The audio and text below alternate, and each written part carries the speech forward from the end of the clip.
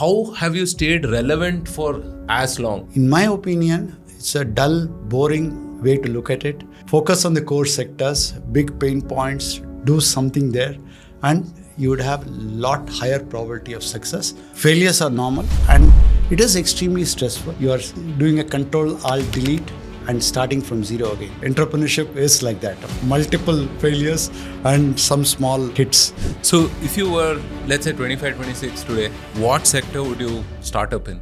I would say green energy, climate tech, space tech are all potential areas where there's going to be huge pressure and huge opportunity.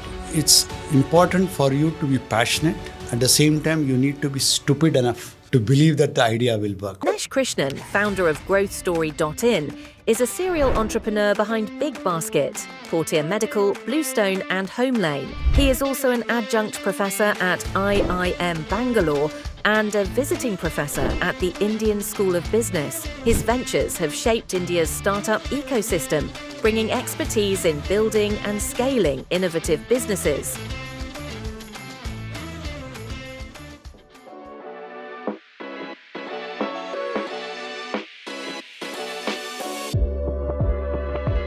Hello, sir. Welcome to the Startup Operator podcast. I am absolutely delighted to have you. I have followed your journey for a long while. I've been in startups for about 16 years, and you were one of the early inspirations for all of us. So, as I mentioned, I was operating in an adjacent space to Tutor Vista at that time, and we used to look at Tutor Vista to figure what else we could do. So, amazing. Thank you so much for being here. Pleasure is mine. One of the problems of being an old person is everybody has known for a long time. That's a good thing. It's amazing. Especially I think in the startup space where, trends come and go, fads come and go, waves come and go. I mean, it's good to, see that, you've operated almost since 1990, I would say, right? So almost 3 decades. I guess, that's a good place for us to begin, right?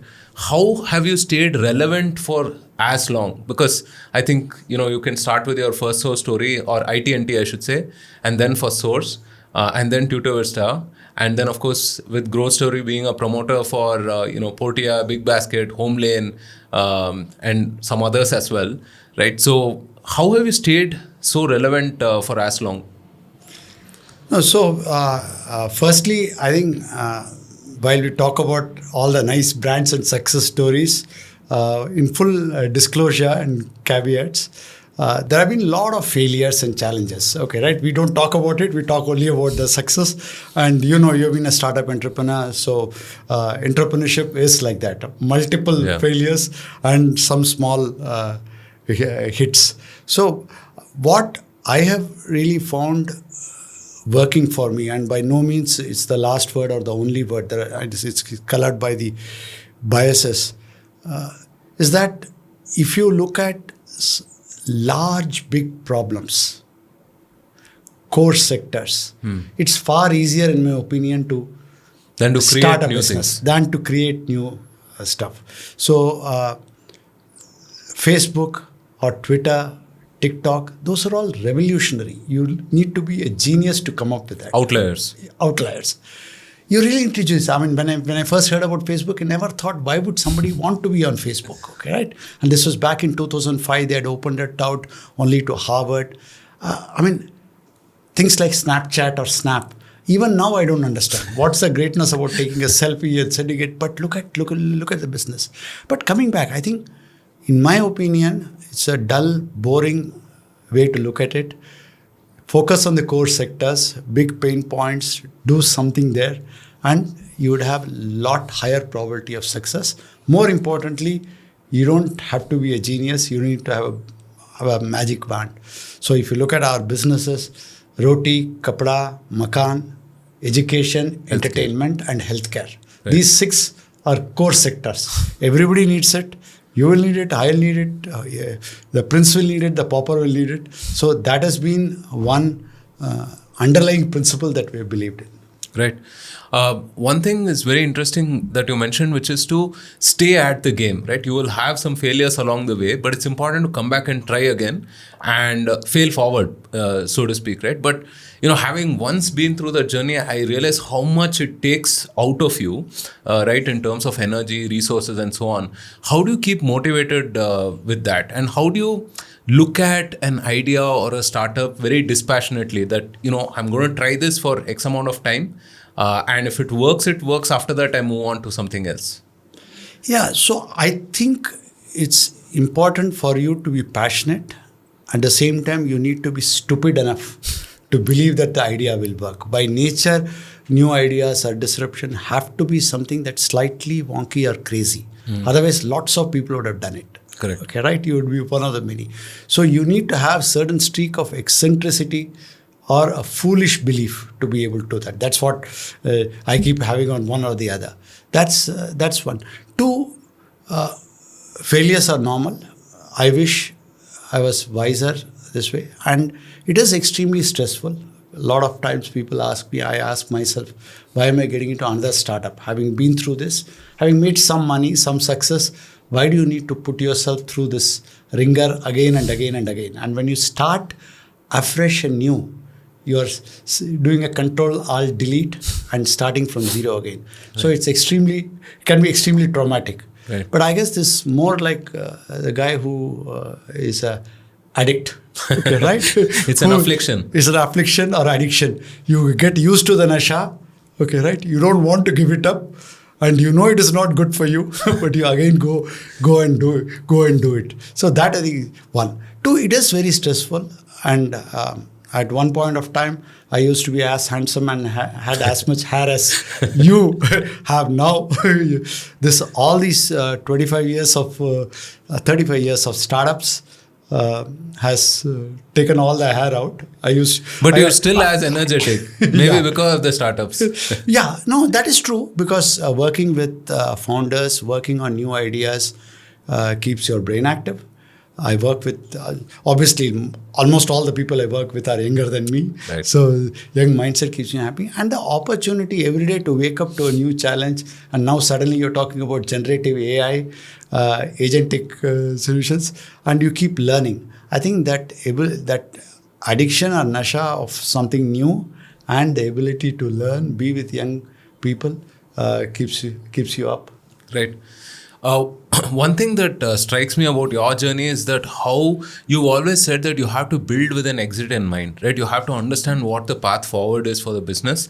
And you've done it not once or twice, you've done it multiple times, right? I mean, IT&T, Firstsource, Tutor Vista, and now recently with BigBasket getting acquired by Tata as well, right? So there is definitely like a principle or a framework that you have that you implicitly, or perhaps, you codified it also, that you follow, right? Can you just like give the broad framework? Like, what is it? How do you start and exit a business?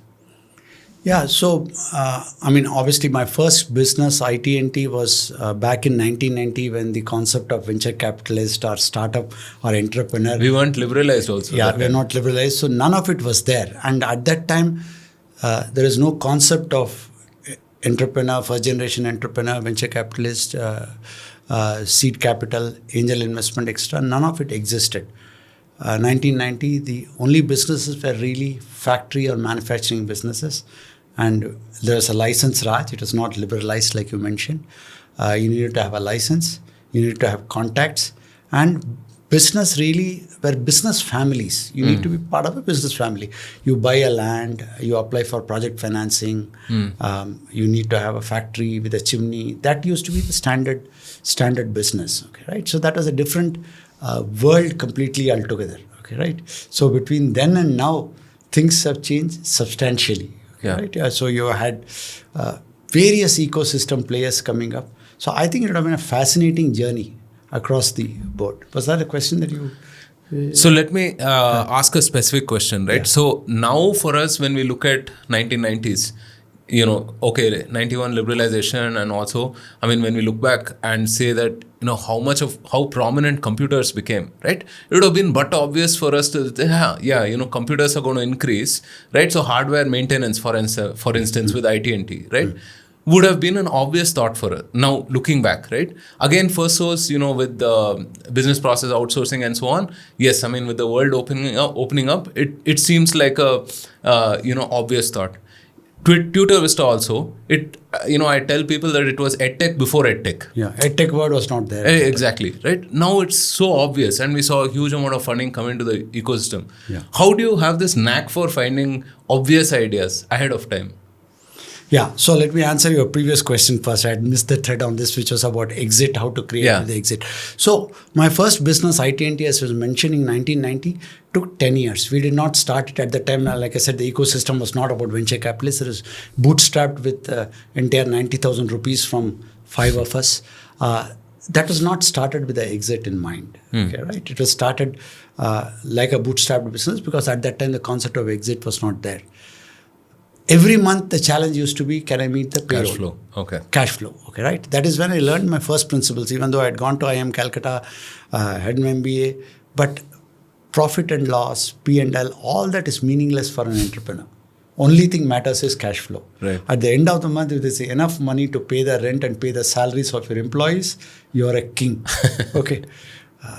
Rest of the metrics just don't matter. If you don't have that salary to pay the employee and you have to look the employee in the eye and say, I'm sorry, I'm not able to pay you, then that's the worst thing possible. Right. Okay, right? So first business was not started with exit in mind. Right. That is, and we grew it for 10 years. We had a good exit. We had a reasonable exit. We took it public in the Indian market, then sold it to iGate. I was not there at that time, but two of my partners did that. That is when I realized the importance of, right from day one, building scalable, exitable businesses. Okay, right?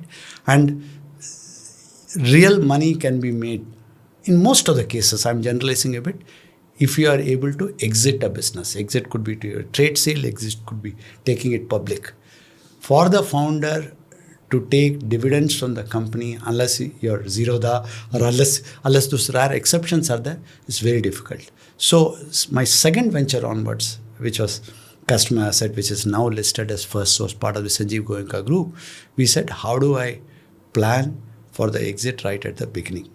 And again, I've seen excellent entrepreneurs far more successful than I am, whether it is Infosys founders or Sanjeev Bikhchandani, who have done a great job of starting a company, scaling it, staying with it, insanely successful. Okay, right? So I'm just putting a caveat that that's not, my way is not the only way, and there are a lot more successful people to look at it. The way I looked at it is, so how do I build for an exit right from day one? And there's a subtle difference. A lot of people ask me this. It's your passionate business. It's like your baby. How can you think about exit from beginning? And other people say that exit will come later. You build a good, valuable company. Exit will come later. I actually tend to disagree. I mean, let me give an analogy. This is like you're buying a house or a home or an apartment or a flat. Now, it is your apartment. It is your hard-earned money. You definitely are going to be very, very careful. You will choose the place, you will do all that stuff. But the point I'm trying to make, the analogy is, depending on what you want to do with the apartment, how you build that apartment or what you do in that apartment will vary. For example, if you are planning to stay there, if you are planning to move in there, you will have things that you really like. Granite, marble, white marble, and all of that stuff, and interiors, beautiful. The way you would like to wake up every day. That's one example. It's your... If you're planning to rent it out, then it's a different example. It's still your apartment, your money, you're bothered, you're invested, and all of that stuff. But you're not going to put the best marble. Why? The person who rents it is not going to value that. What does he want? He will want certain minimal thing. He will want certain area, certain facilities, but he's not going to pay extra because you have got an Italian marble or a special this one. So you will build differently. Third example, you are buying the apartment, but you want to sell it after 2, 3, 4 years because it's an upcoming area. Then what you do, you will not even do the interiors. Because if you do any interiors, like the way you would have done for rent, the person who is going to buy it, going to pay you crores for your apartment, is not going to accept your interiors. Right. So he will not value any of the investment that you made. So this is a great analogy of saying that based on what you want to do, even though it's your money, your apartment, your investment, you would do that. I would see the same way. When you're building a company, are you building to do a trade exit? Are you willing to flip it at early stage to some other big buyer? Are you planning to take it to IPO at SME? What are you going to do? It's important. You build all elements like that. So that's the analogy, and I've followed that. Worked reasonably well in many cases. Like I said, a lot of cases not. You're being very humble when you say reasonably. No, I've never been accused of humility in my life. But thank you. I'll take it as a compliment. Yeah. Few different things vary, right? When you build a business like that. One is perhaps, you will look at a large market where perhaps, there are larger incumbents who can potentially acquire you. Second, I think maybe this is what you could talk about is like you will privilege asset value, right? Because if you're looking at valuations per se, you will build a business differently than if you're looking at, let's say, I need to be profitable enough to take something out of the business. Right? So these are two different paths. So what are some of the choices you will make in the first case? Yeah, and that's a very important point, because while whether it is this podcast or newspaper or media, we glamorize valuations, we glamorize scale. But entrepreneurship is not only that. That's what gets into the front page news.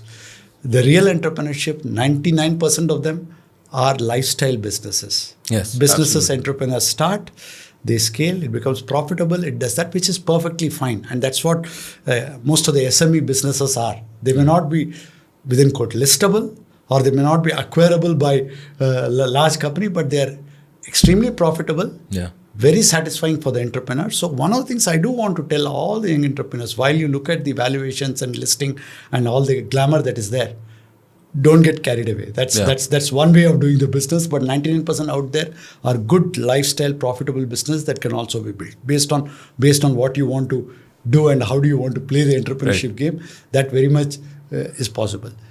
Coming back to the question, if you choose to build a exitable, monetizable business, right? Then one of the fundamental importance is it needs to be scalable. Okay, right? So look at scale if you're going down that particular path, which means the sector has to be large. Okay, right? If you want to do that, you can start a small business, be profitable, be satisfying, do it for your life entirely as a lifestyle business, which is perfectly fine. It may be very rewarding and satisfying, but it will not get acquired. So scalability is important. By scalability will come if you are talking about large sectors. Okay, let me give an example. When we started Bluestone, in the first, I think second year, somebody came to me and said he wanted angel investment. He said he was doing online jewelry for pets in India. Okay. He was very passionate about pets. He knew I was passionate about pets. I was already into jewelry online. Right. So he said, Perfect. it's been that. So I listened to him. Okay, right? Excellent entrepreneur. Okay, right? Very smart. But I asked him only one question. If you are really passionate, want to do it out of your own money or do it out of your family money and run it. It can be profitable. But it will never be a VC-able business or a professional investor investable business. Okay. Right? So look at it. How many people in India have pets? Out of those people who have pets, how many of them would like to buy jewelry for their pet? How many of them would like to buy jewelry for their pet online? Yeah. And how many of them you will be able to reach? You have been in marketing throughout. How many of them you will be able to reach? And how many of them after reaching you will be able to actually convert? Really and expensive. making them pay. So can this become a 100 crore business, 500 crore business? Because at that scale only you will find any monetization. For somebody to acquire you, you need to have size or scale, or you need to have uniqueness. There is no uniqueness in this. Okay. So that is the way I look at it. Okay, Right. That for exit, scalability is important. For scalability, large sector is important. Potential to go large. Right. The other facet of your startup building per se is the fact that you privilege disruption, right? I've heard you say that you don't want to out execute, let's say, a Vocard or a Manipal in healthcare. You don't want to out execute some of the larger Manipal in education also, right? Let's say. But you want to look at these large traditional sectors and bring something new there, right? Disruption. What goes into disruption? Like how do you figure it's a significant enough disruption that you can take business away, right? But at the same time, not so different that people cannot relate to it at all. Yeah, no, that's a good question. There is no unique answer to it. I firmly believe that I don't have a special capability or smartness to be able to out-execute, like I mentioned, anybody else, whether it's education or hospital, healthcare or grocery and all that stuff. Now, during cocktail conversation or otherwise, I may criticize the current execution. Why is Spencer's not doing good job? Yeah. Reliance Retail is bad and all that stuff. Or Infosys can do better. Why is Cognizant flying? I have lots of views on it. I can comment and critique. But if I were honestly to do it, I would do as many mistakes or more. Maybe few others. Few others also, additional also. Because they are all leaders. They are not stupid, okay, right? Yeah. They are sitting and doing this and they've done it for decades and sitting for cash. And I have no special magic wand to be able to do any better than them. Right. Most likely lot worse than them, and they have taken 25, 30, 40 years. I would take them, I would take, even if I'm the smartest, I would take another 15 years to learn that much. On the other hand, I firmly believe if you are able to use some of the latest developments, whether it's technology, whether it is AI, whether it is online, whether it is that, something to change the status quo, then there are multiple benefits that an entrepreneur can get. One, it's a new way of doing it. It's a disruption. It's difficult for incumbents to catch up and do that stuff. Two, because I am relatively more technology savvy, I understand technology better, I can do it better and faster than this. And this has been proven multiple times. The existing large incumbents cannot leverage new models as good as newer entrants or startups can do. Yeah. Because we have nothing to lose. Yeah. IBM did not start Microsoft. Right. Microsoft did not start Facebook. Facebook did not start Twitter. Twitter did not start TikTok or this. They're all copying, trying to create something. They did not do it because they're, for multiple reasons, they are busy with existing stuff. They have existing thing. DNA is different. The thinking is different. All of this makes it very difficult. So as a new entrant, I can come and do that. Now, is it easy for Godrej or Reliance to start a BigBasket? No. Okay, it's for BigBasket to be able to do it. And even BigBasket is getting disrupted. See, look at Q-commerce. Yeah. Zepto to come in, okay, right? And do this to a BigBasket or to a large retail store is the stuff that's happening. So disruption is a weapon that you can use as a new startup or an entrepreneur to come in, especially in today's world. Because it is democratized opportunities for entrepreneurs. Lot of technological change are happening. You don't have the problems of legacy investments or legacy mindsets to be able to do it. Right. Look at Kodak. Kodak was into films. They had huge investment in films. Right. They could not get into digital. I think I'm the last generation that perhaps used a Kodak or recognizes a Kodak, right? Yeah. And it's people do not understand how big a company it was. Yeah, it had 90% market share. Yes. 90% market share. Okay, right? Yeah. Imagine from 90% market share. And we have seen this in disruption, and I talk about it in my book on mastering disruption and a practical guide to new age business models, where we mentioned, take BlackBerry, for example. Yeah, again, huge. Okay, take Nokia. Okay, between Nokia and BlackBerry, they control the full market. Or Internet Explorer, vis-a-vis Netscape. Netscape was dominant, listed, public, separate, had 90% market share.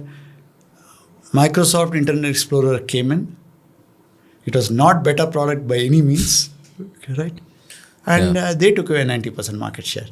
Then slowly you saw Android, you saw Edge coming in, right? Okay, right? and Internet Explorer has got minority market share now. Yeah, yeah. One of the things that you also talk about is that your tech innovation or business model innovation cannot change consumer behaviors. Right? People will do what they're doing anyway. Can you just shed a little more light on that? Because I think that's a very interesting point. Yeah, so the hardest thing is to be able to change consumer behavior. Right. Okay. Right? Costliest thing. Costliest thing, and it's very difficult to change. Okay, right? So, how do you change consumer behavior? Can you change consumer behavior at scale? Is something that's very important for scalability and growth of a business. The management jargon used, and we teach this at IIM and ISB, is crossing the chasm. Okay. You will always have early adopters who are technology savvy or who are willing to try new things, who would try out. Entrepreneurs get a false sense that this is growing and there's a huge product market fit or a demand that is there. Right. When actually it is not there. But the number of people who are actually adopting it will not be large enough to build a large business. In fact, in startup circles, we call it the Koramangala crowd. We are sitting in Koramangala. You launch an app, people in Koramangala will download the app and will buy. Okay, right? But India is not Koramangala crowd. Okay, right? So that is the biggest challenge in terms of trying to cross the chasm or build something which is large, scalable. Does that answer your question? What is the... Right. I mean, so going back to the, let's say the jewelry for pets per se, like how many of them really, buy jewelry for their pets? Yeah. You have to spend money convincing people that it's a good idea to buy jewelry for pets. Yeah. And then why you are the choice. Consumer all behavior. of that. Yeah, you're talking about consumer behavior. Yeah, that's true. Let me give another example. BigBasket, when we started, my mother refused to buy from BigBasket. Yeah. Okay. For 1 year, she refused to buy. The reason she refused to buy is because she wanted to touch, feel, and all that stuff. He says, it's something I feed my family, and therefore I need to choose personally, and press the tomato or break the bindi at the back to be able to see it's a good quality. Right. And she refused to buy. Okay, right? Then something happened. One day, I think the shop was closed due to some band or something. I got from BigBasket. And she says, oh, this is better than what I purchased. Then I would have selected. I said, yeah, somebody else is doing the selection. Okay, right? So that was a turning moment. Because again, consumer behavior will not change. That's one. But fast forward, not just that. BigBasket, we had Shah Rukh Khan as a brand ambassador. High profile television advertising. Okay, right? Still, the penetration for BigBasket or e-grocery, even if you take other competitors put together, was less than 3%. Wow. Because people were buying from kiranas, they're used to buying from kiranas, they used to go and walk and buy, they used to buy from the Rediwala, okay, all of that stuff. Behavior did not change. Despite Shah Rukh Khan, despite high decibel advertising. Look at the amount of investment Flipkart and Amazon had done on television, creating trust, cash on delivery, ensuring no questions asked, refund. So much of investment and amount of money, they still are not profitable. Right. Billions and billions of dollars in the Indian market, consumer would not change. But COVID happened. Okay. Shutdown happened, lockdown happened. So there was no choice but to change. Right. After that, the adoption has skyrocketed. Right. BigBasket stopped using Shah Rukh Khan. Now And they don't need to create that trust. Right. Because that's the consumer. Now, fortunately or unfortunately, based on which side you are, these are black swan events, right, which will not happen and again and again. That is what is required to change consumer behavior. It takes a lot of time and effort to change. Right. Unless the pain point you are solving is deep. Railway tickets, for example, airline tickets, for example, it's a very clear-cut pain point. UPI, for example, even though it got accelerated, digital payment got accelerated because of COVID, but that is such a sweet, frictionless way of doing it that behavior will change. Other than that, trying to change consumer behavior, again, you will also lose all your head. Yeah, for sure. And I also realized that it's very difficult for people to go back also. right? The same case with my mother. I mean, she even now she begrudgingly uses the one that I order and everything, but she knows that I can get multiple brands, right, which may not be available at the thing, and I can get in like immediately, right, 10 minutes or whatever it is, almost as much as going to the kirana and coming back. Yeah, that's like a It's a lasting change. addiction or a bad habit. You will not be able to change. Yeah. How many of us will be willing to go and wait in a queue to buy a railway ticket No or chance. airline ticket or withdraw money from a bank? Yeah. We are not going to do it. And how many of us are going to wait to pay money, get change, count, and they were like, a shopkeeper will not have change. Right. It's UPI because there's no issue. And even from the shopkeeper's point of view, there's no issue. That ship has sailed. Right. Which is why you find these business models are valued so high. And that is really the opportunity for entrepreneurs today. And whether you're an entrepreneur, whether you're a manager, whether you're a management professional or a student, learning how these changes are going to affect. And generative AI, whether it's ChatGPT or this, is taken it to a completely different level. Right. Since you mentioned valuations, right? I mean, how do you tell that story for an investor, right? That the person looks at it and thinks that, okay, this is a bet that I can take, because I think a good story goes a long way in terms of like getting a good valuation, right? Because you can tell the same story two different ways and have two different outcomes. How do you tell a good story, an investable story to an investor?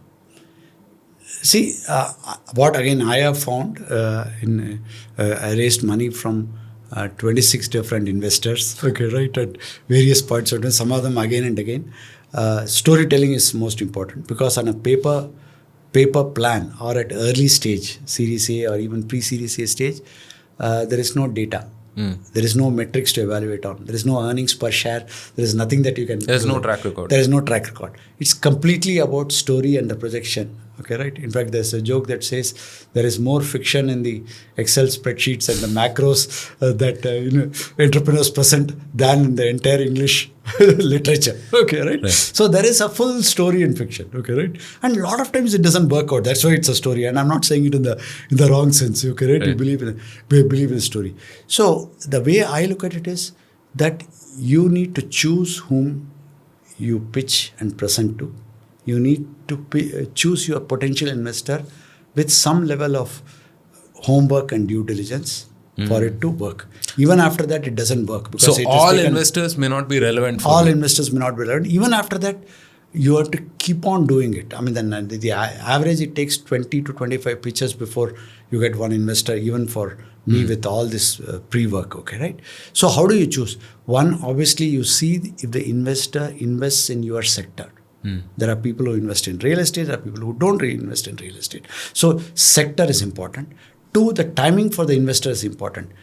The fund that he's investing from, if it's already in the 4th year or 5th year, they're not going to be investing in early stage businesses because you will take another 10 years to exit. Okay, right? So is the sector relevant to the investor?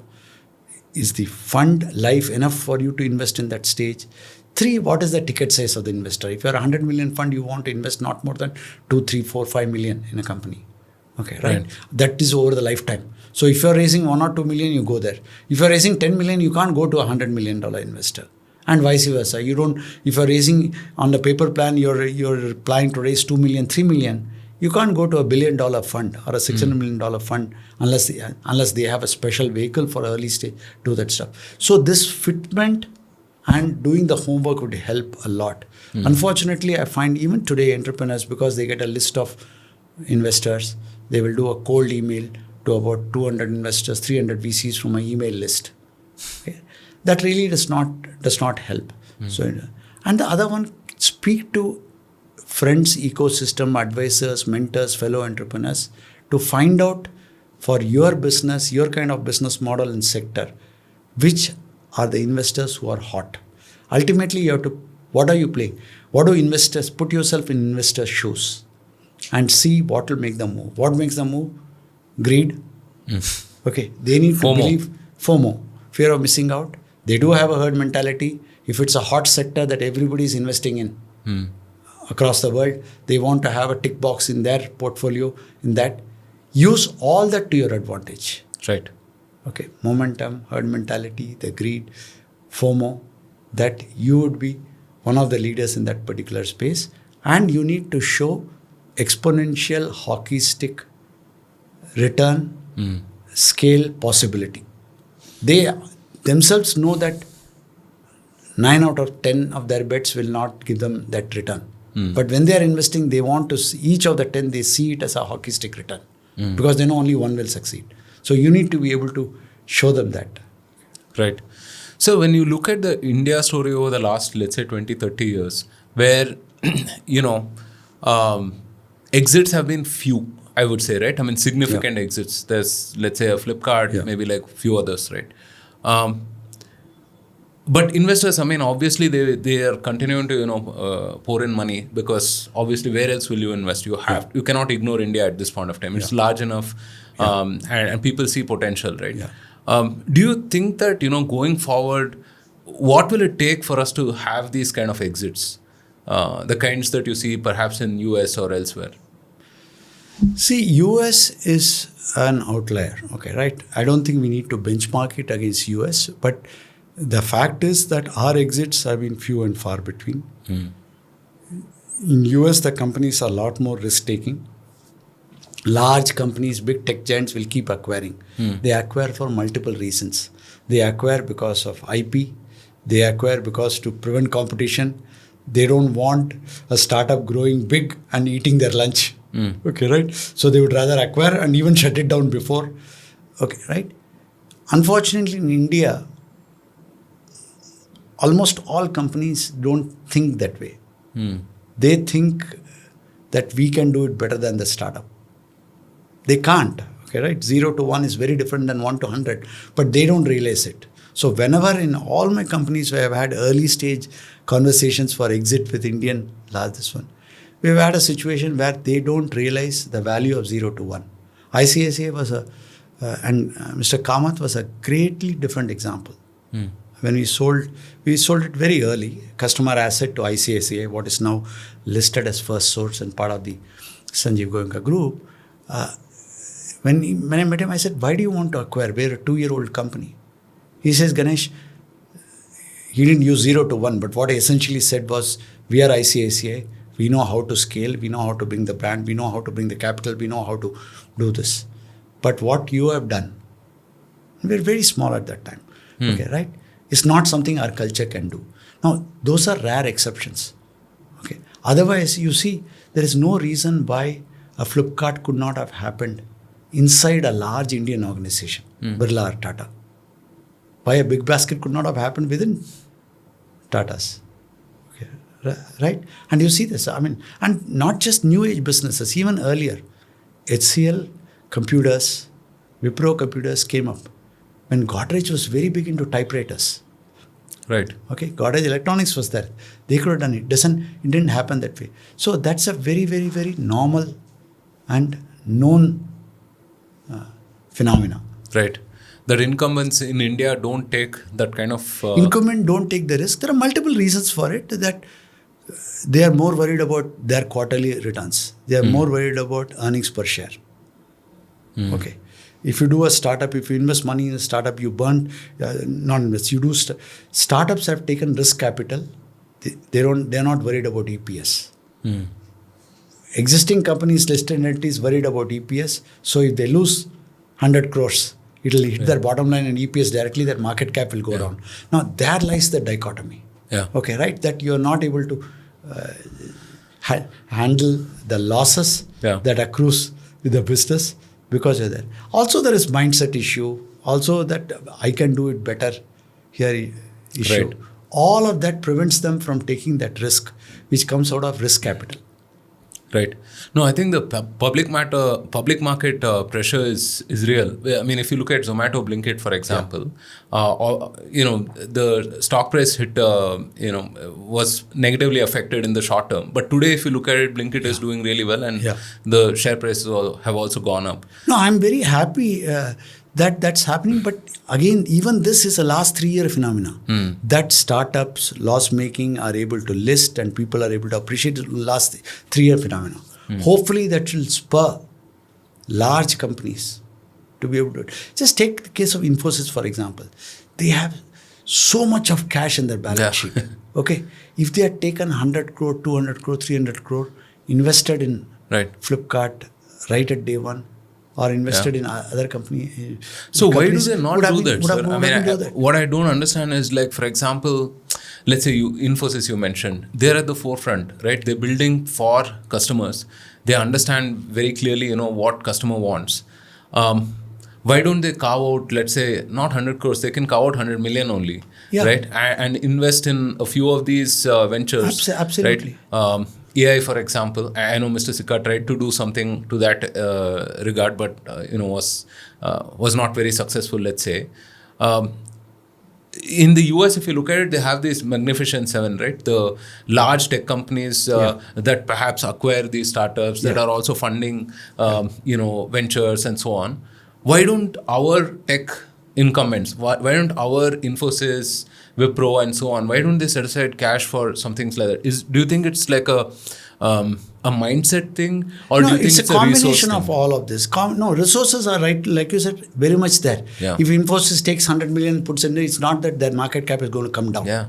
Okay, right? Yeah. They don't have to consolidate into balance sheet if they are worried about EPS. It's possible to do. Hopefully that is changing now after you have seen outsized returns. It goes back to your earlier thing. The reason why they did not do it, they did not see outsized returns. Now after seeing Flipkart, after seeing Paytm, Zomato, all of these, Swiggy, okay, right? I am hoping that Indian corporates sitting on large pools of cash will realize that it's a great optionality to have. If I take part of my cash, which will not affect my business, it's not going to affect my EPS, but actually put it, even if 1 out of the 10 becomes a Swiggy or a Zomato or a BigBasket, the returns will be high. Hopefully that will change because we have seen outsized returns now. Right. It's in the only last few years. Before that, people talked about large Indian markets, large Indian middle class. Okay. But the fact was the propensity to pay was low. A lot of money was coming in. There is no getting out. Right. Okay. Before that Flipkart thing, people never saw. Now, it's demonstrated that Indian startup ecosystem or Indian entrepreneurial ecosystem can take in billions of dollars, can deploy billions of dollars productively. May not be profitably, but productively, billions of dollars, can create value, valuations, most importantly, can create exit. Look at amount of money Tiger Global has made from Flipkart. Now, Tiger Global is not an Indian fund. This was Indian entrepreneurs, Indian market, Indian consumers, Indian needs. By any logic, Indian large business houses, Infosys, Tatas, Birlas, should have seen the same opportunity that Tiger Global saw. Invested that same small amount of money, which would have made no difference. Right. They would have been sitting in huge billions of dollars of return. Right. Okay. It took a foreign fund which did not have a presence in India to see the India opportunity. Right. I'll pour in that money into that. But hopefully, now that people have seen multiple profitable exits of large amount. Right. Okay. We will see things change. No, now may be an ideal time for also for these folks, right? I mean, because they have seen some proof right now. And so it's not too much of a leap for them to make the case internally that why they should probably set this aside. Yeah, what has also happened is a couple of other things. So in India, we talked about Flipkart, BigBasket, etc., which are Indian consumer stories for the Indian market. What has also changed is the entire SaaS space. Whether you see Zoho or whether you see Freshdesk, which is listed, Freshworks, all of them have shown that in India, you can create a product for the world market. Correct. You can do sell from India for the world market. Right. And that is, again, I think a defining moment in change. So one is the large Indian markets, large Indian middle class, the large market, the fact that we have 1.4 billion people, which is there, is very, very positive. And the other thing is the fact that from India, we can create it for the world. Create for the world. Right. Let me talk about being at the other side of the table, right? You're an entrepreneur, you're running a reasonably successful business. Let's say you're 3 years or 4 years into the business, metrics are growing positively. When do you decide to sell? So when do you decide to sell is a very Because you can't interesting also shop question. for an acquisition, right? So you can't list yourself in a market and say, I'm open to acquisition. Somehow people perceive that negatively and think that, okay, maybe something's wrong. Yeah. So when do you how do you attract an offer and when do you sell? Yeah, so there is no one unique answer to it. Obviously, you have to keep an eye while you are focused on your business and building value in the business. You have to keep an eye out on what are the potential possibilities of an exit, what kind of exit can happen. It's not easy. It's not always obvious. But the way I look at it is, it's like actually, the best analogy is like having a mango. Okay, right? You have a mango. Mango is raw. It will not have value. It will slowly Ripen. It will have reached the right stage. It will have best value. After that, it's not going to ripen further. The value will decrease. So you as an entrepreneur have to see where is the fine balance that it has reached a ripeness at which the value is maximized. That's one. Two, when do you exit is if you find the risks are high. Okay, Execution risk. Execution risk, competition risk, any other risks are high. You are better off served by exiting. Okay. You need to treat as an entrepreneur your passion distinct from a owner. Okay, right? As a shareholder. And I can give you several examples of this. In customer asset, for example, when we sold to ICICI, what is First Source now, the business was doing well. We were having large Fortune 50 clients from US and UK as clients, initial days, first 2 years. Suddenly, the dynamics of the market changed. Let me explain what happened. We are in the boring, low-end call center business. Okay, right? I had gone for a partnership with Infosys. Okay, right?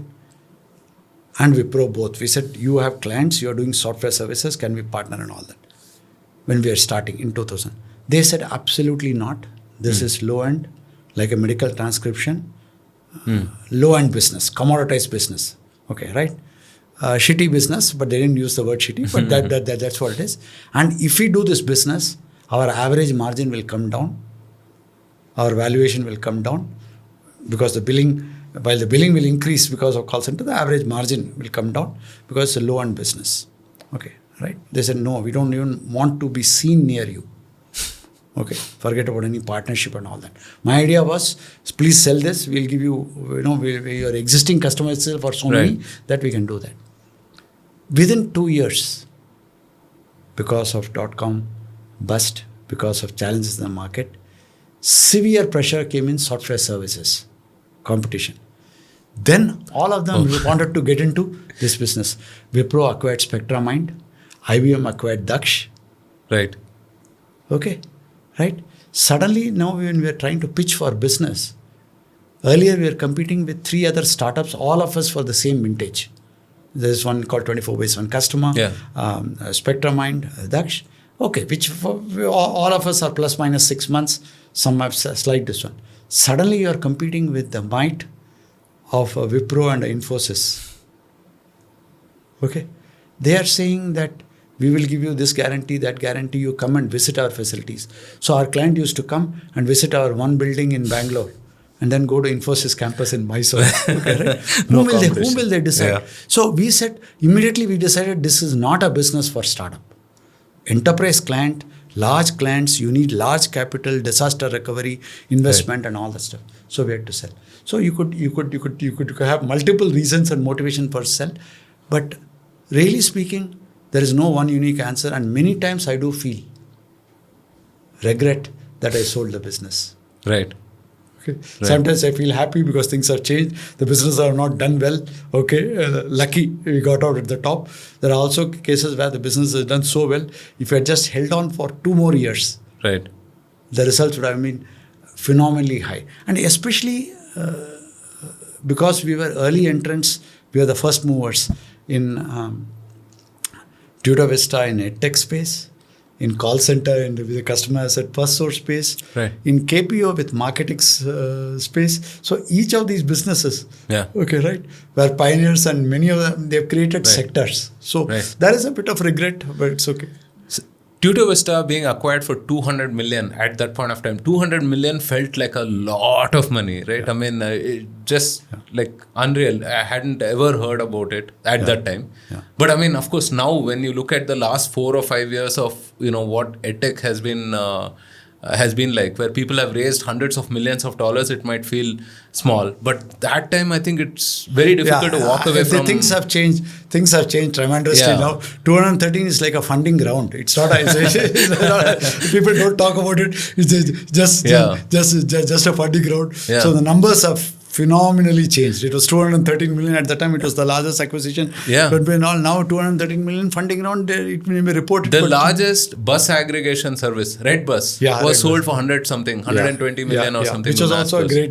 Which was also we celebrated that. Very celebrated. Very celebrated. But now, and which is good for the ecosystem. I'm very happy because again, one of the key questions people ask is, where is the exit going to come from?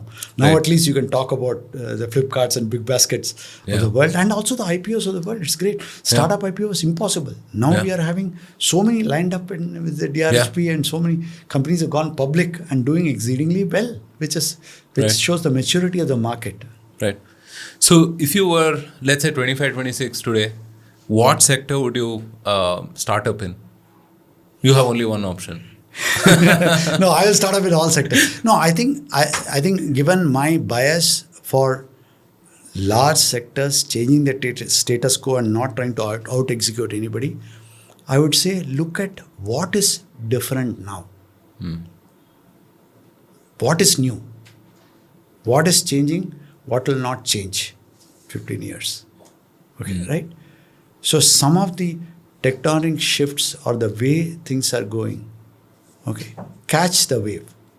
Okay, I would say green energy, climate tech, space tech are all potential areas where there's going to be huge pressure and huge opportunity. So I would say these sectors which are underserved are going to be huge. 1. 2 is entire electric vehicle, for example. These changes will create so much of downstream opportunity that each one of them is an opportunity. Take electric vehicle, for example. Electric vehicle is important. Battery is critical. Charging station is critical. Battery is critical. For battery, for example, components for batteries are critical. Recycling of battery is critical. Waste management, e-waste management of battery is critical. No, so if you believe electric vehicles is going to increase the market share substantially, which I think it will, then the amount of opportunities throws up for entrepreneurs. Downstream itself is phenomenal. So I would encourage that let some top players fight for electric vehicle supremacy, whether it's Ather or Ola. But if Ather and Ola are going to be public along with Bajaj and others are going to create this, and fast forward 10 years later, you're going to see electric vehicle is going to be 75-80%. What are the various sectors and industries that will fuel it? It's like the typical cliche they talk about when there was a gold rush. Shovels. People who made money were not the people who are looking for gold, but people who are looking for making shovels. Right. So what are the shovels? Derived demand. Right. It's very important because it's at the top of the funnel. It becomes very competitive to make money. And I talk about this in the book about pricing and monetization strategy. Right. How do you make money? Right. Paytm, for example, you use Paytm because it's the almost friction-free way. One of the best ways of making easy digital payments. But they don't make any money on the digital payment. When you pay me on Paytm, I pay you on Paytm. Right. Of all derived demand. So that is the beauty of these new age business models. Right. That unlike earlier traditional pipeline business models, where you have to set up a manufacturing plant, make a product, sell a product, and make money on the product, you can make money from derived demand. You can make money from your platform business models where you make people exchange value and you make money in between. Okay. Right? So, and PhonePe has shown that. So, all of these are potential possibilities where I would do that. And other third one, you wanted only one. Other third one is can you use the disruptive generative AI, which is still new? I still have not figured out. One of our companies does do generative AI, leverage it effectively. Can you use Gen AI in traditional existing sectors to disrupt the status quo? Become a Gen AI company to be able to do that. So those are the three. Right. Right. Yeah, I think one of the things that I also heard was, let's say Gen AI for larger corporates who want to adopt something like this, right? Bring them into the new way, perhaps. So I think there's a whole lot of services work that opens up anytime there's a new technology, per se. But absolutely true. But just a word of caution there. Don't become like when internet started, people were making websites for corporates. People are making companies e-enabled. People are making e-commerce sites. Don't do that, because that it's a services, non-scalable, low margin business. You will automatically get it. So website, I remember first websites were done at a huge price. After that, so many people started offering website. Today you want a website, I'll get you done for 5,000 rupees. Okay, right? So it's got commoditized. Same thing will happen here too. Especially with no code and the generative AI being used to create the generative AI solution will be there. The real thing is, can you use generative AI to disrupt the business model? You can offer this as a service. Go to a large corporate saying that I will help you increase your profitability by X. Can I get half of X for you? Okay, I will do all of that stuff. Earlier, you had to have a huge infrastructure to do it. Now you don't want to have. Now you can use generative AI. So you need to redefine the business models. Right. But definitely offering as a service generative AI for corporates. Right. As a solution is a good opportunity. Right. It's also perhaps a good hunting ground to figure out like what ideas could actually be productized and you could scale it, right? I mean, when you work with these folks as well. Yeah, absolutely. Because they have a large scale. Yeah. They have already customer base. They are already executing thousands of crores of business. Now, even if you can do a small difference, which you can do, for example, automation, using Gen AI, whether it's customer service, whether it is sales. And one of our companies called Verloop.io actually does that. Right. It works with BFSI clients in the Middle East and in India to reduce substantially the customer support and sales cost. Right. In fact, we were talking about collections earlier. One of the things they do is help automate collections. Okay, right? Again, at a fraction of a cost. And we'll see that continuously happening. Okay, right? So, coming to your book, Mastering Disruption, which is going to be released end of Jan, I suppose. How did the book come about, and what are some 3 or 4 key takeaways from the book for folks who want to read it? Yeah, that's very interesting, because what has happened over last 3-4 years, we have seen these new age businesses coming. Disrupting is a cliche, but more importantly, scaling very well. Okay, right? And when I used to meet people, whether they are practicing managers or general people who are not in startup or entrepreneurial ecosystem or in business ecosystem, they are wondering what makes this new business model works. One is valuation, or companies getting listed without being profitable. Okay, right? Another usual question will be, how is Flipkart valued so much? Right. When they are losing money every order. Okay. Right? And that used to be wonder and awe at what drives this. You must remember this. Traditional business models have been around for centuries. Right. Everybody knows concept of EBITDA, profit after tax, earnings per share, growth rate, and all of this stuff. Now, here you have a company which does not have any assets, which is losing money month on month, losing money per order. Right. Okay. Scaling, growing, people getting valued high, employing hundreds of people, while people are happy because they are getting an excellent service at a discounted rate. So that was major challenge. 2, I was also teaching new age business models at Indian Institute of Management, Bangalore, and also in Indian School of Business, Hyderabad, wherein we are trying to deconstruct what is the difference in these models vis-a-vis traditional models. So both these, prompted me saying that why don't I write a book meant for the general reader, whoever is curious about how do these business models work? What is the disruption? The other driver was traditional businessmen, industries, corporates saying, how do they leverage the principles of new age business models in their existing legacy businesses? Because there is a genuine fear among the owners as well as the employees, professionals, managers, that they will get disrupted. Somebody will come and eat their lunch. The way it has happened with Borders and bookstores, for example, or in many, many industries. Right. Okay, across the board because of new businesses coming up. So how do they stay up to date? Not just for survival, but also how to capture the new opportunities given by this. Because if you look at it, an existing large enterprise has got major strengths, which if it's able to combine with the principles of new age business models, can give them disproportionate returns as compared to a startup starting from scratch. Right. I think so. So all around, there was this question was beginning to come up. That's when I thought of write the book. Right. Wonderful. Yeah, I mean, it constantly surprises people, and people are still trying to grapple with this idea of like, what is a startup and why is it looked at differently versus like a regular business, like a juice shop or a dry cleaner or whatever it is, right? So, what are some 2 or 3 takeaways from this book? What can people hope to learn about on this book? So, one is the book discusses platform business models and differentiates it from traditional pipeline business model. If you look at a pipeline business model, there is a linear flow of value from the manufacturer to the consumer through the distributor, dealer, service, organization, all of that stuff. That's something all of us understand. Right. That has been the businesses.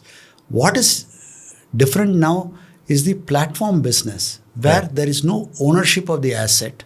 There is no linear flow of value. But what happens is there are 2 sides of the platform. One is the supplier side, other is the consumer side.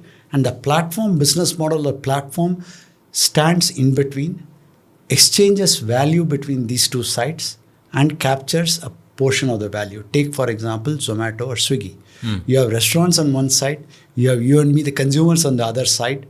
Swiggy, Zomato does not own any restaurant, does not decide the pricing, just facilitates the transaction. In case of Swiggy or Zomato, they do the delivery also and exchanges value and makes money. Now valued at multiples of billions of dollars, much more than the restaurant. So one key takeaway is the platform versus pipeline business model. The second is that how do we incorporate some of the unique platform principles in traditional business models so that they can also leverage, grow and capture the value because of these disruption. Okay, think asset light, for example. Can we create network effects? That's another topic that we discuss in the book. Network effect has become one of the most important drivers. If you look at traditional business model, it was driven by economies of scale. Can I increase production? Can I increase sales? So that I get economies of scale, which typically means the fixed cost gets amortized over larger numbers, so it becomes profitable. Whereas here there is no fixed cost. Therefore, here you work on network effects, demand economies of scale. Okay, right? Can I incorporate these principles? And there are examples of companies like GE, there are examples of companies like Schneider, and companies like traditional Indian banks, State Bank of India, which have incorporated many of these principles in their traditional legacy businesses. Interesting. Right? Either by changing their product lines, acquiring companies. Take the example case of Tata's, for example. They acquired Tata 1mg, what was called 1mg earlier. BigBasket, they acquired 2/3, 66%. Yet, along with the traditional chroma businesses, other retail business that is there. Okay, through that they are trying to build a super app or as an ecosystem. Okay, right? So that's another takeaway. The third thing we talk about is how not get carried away by vanity metrics. Lot of times, and we entrepreneurs are culprits there, that we choose metrics that shows us in the best light and project those metrics and raise money at good valuations and ignore core metrics. Right? And here I balance out the fact that traditional metrics are still important. Profit is important. Contribution margin is important. Gross margin is important. Don't get carried away by, say, number of views. Right.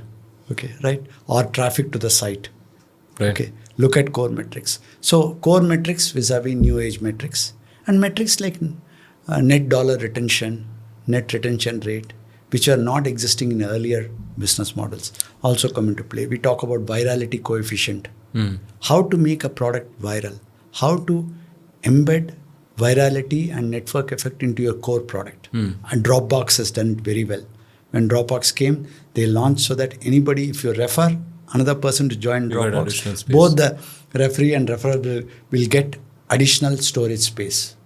It's a great example how they built it. Facebook also built it into the business. Right. So the concept in new age business of virality, network effect, can I incorporate it in my existing current business?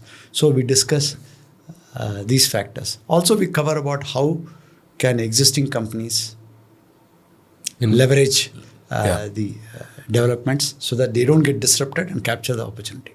Fantastic. Sounds like a very interesting book, and I'm waiting to pre-order mine and get my hands on the copy. Before we wind up, sir, if you were to recommend one book other than your own to our audience, what book would that be? What has had the most impact in your life?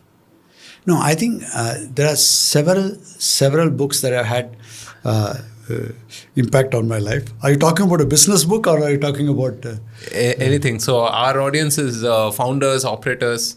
So anything that could be relevant for this entrepreneurial journey.